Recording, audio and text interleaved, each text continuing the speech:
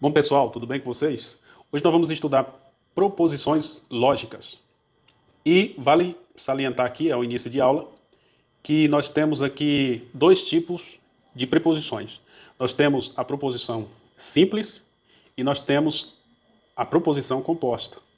Hoje, especificamente, nós vamos estudar proposições simples. E amanhã, na próxima aula, nós vamos fazer exercício e logo após nós vamos estudar proposições compostas. Para quem não viu a aula passada, que foi sobre tabela verdade e conectivos lógicos, vou deixar na descrição o link da playlist para você começar do início, para poder dar sequência. Cada aula vai ser seguida de uma bateria de exercício para que você possa fixar os seus conhecimentos. Daí, nós vamos estudar sobre proposições simples agora, ok? Então vamos lá, vou apagar aqui para nós começarmos. Grave isso aqui. Proposições, elas podem ser simples e podem ser compostas. Pessoal, observe que nós temos aqui 4 letras. Nós temos a letra P, nós temos a letra Q, nós temos a letra R e a letra S. O que significa essas letras? Essas letras significam dizer que as proposições, elas são representadas por essa letra.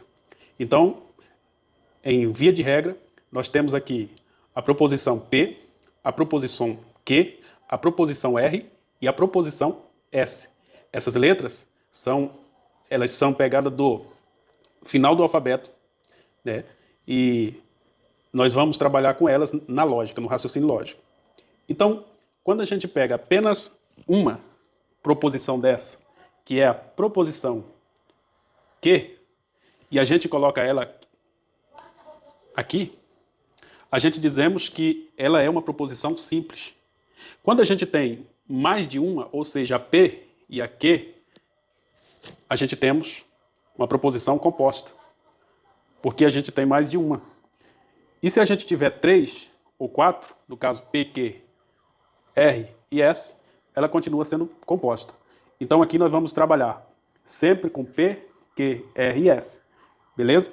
Grave isso aí, que isso vai ser muito importante ao decorrer das próximas aulas. Pessoal, quando nós trabalhamos com raciocínio lógico, a gente trabalha com essa ideia de verdadeiro ou falso. Então, digamos que nós temos uma proposição, e essa proposição ela é a preposição P. Essa preposição P, ou ela é verdadeira, ou ela é falsa. Essa preposição P,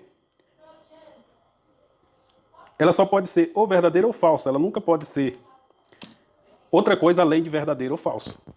Beleza? Então, pega essa noção de verdadeiro ou falso para que a gente possa seguir com o nosso raciocínio. Olha aqui, nós temos aqui uma frase. Aqui nós temos aqui Maria é linda.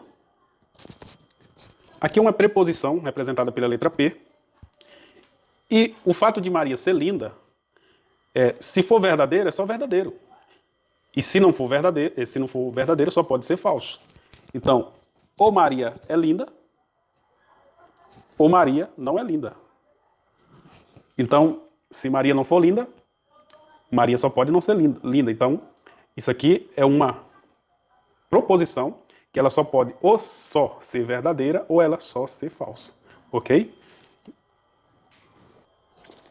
Então, pessoal, aqui nós temos conhecendo uma proposição. Porque agora nós vamos aprender como identificar uma proposição. Por quê? Porque a proposição é a partícula básica do estudo da lógica. Então a gente tem que aprender a identificar o que é uma proposição, porque existem alguns elementos que não podem ser confundidos com proposição, e por isso a gente vai entender agora o que é uma proposição, certo? O que é considerado uma proposição lógica. Então vamos colocar alguns exemplos aqui e vamos fazer a demonstração primeiro do que é e depois o que não é. Então, pessoal, aqui existe uma regra para que seja uma preposição lógica. E essa regra está fundamentada nessa situação aqui. Primeiro, para ser uma proposição, tem que ser uma oração.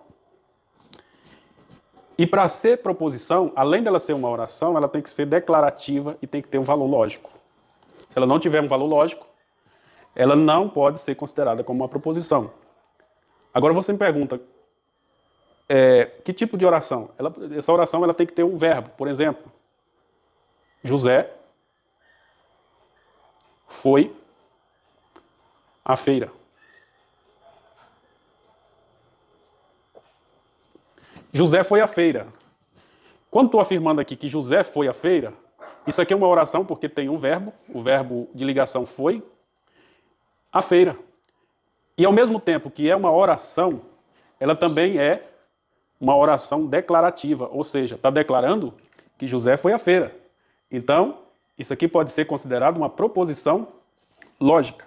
Agora eu vou mostrar para você o que não pode ser considerado uma proposição. Então, pessoal, nós temos aqui agora uma situação em que esses elementos eles não podem ser considerados como uma proposição. Por quê? Porque que se trata de uma pergunta, se trata de uma exclamação e se trata de ordens. Ou seja, não tem como eu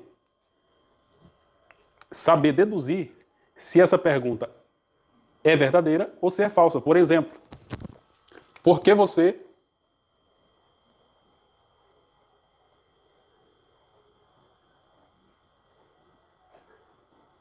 não foi à escola? Uma pergunta, por que você não foi à escola? Isso aqui eu posso deduzir se é verdadeiro, se é falso?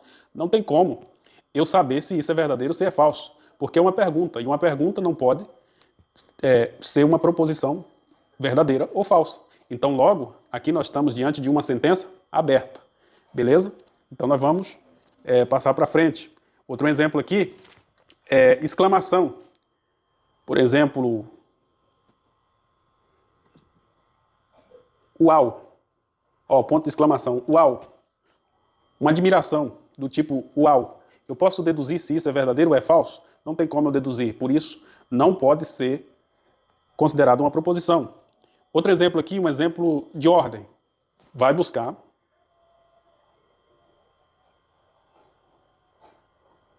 Vai buscar a caneta.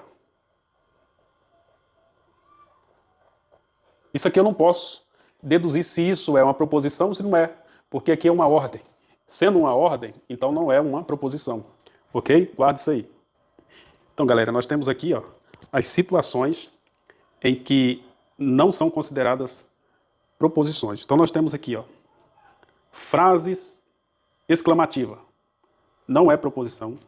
Frases interrogativa. Não são proposição.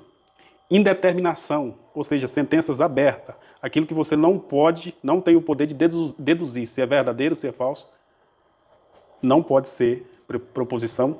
Frases imperativas de ordem, não pode ser proposição. Todas as frases sem verbos, não pode ser proposição. Paradoxo, não pode ser proposição. E frases negativas, também não pode ser proposição. Então, esses daí estão eliminados. E no momento que você vê algo do tipo, você já vai saber que não pode ser uma proposição. Então é isso aí, galera. Amanhã nós temos, ou seja, no próximo vídeo, nós teremos aí exercício para que você possa, então, fixar seus conhecimentos. E se inscreve no canal, siga aí, para que nós possamos aí gravar mais vídeos para você. Até a próxima. Tchau, tchau.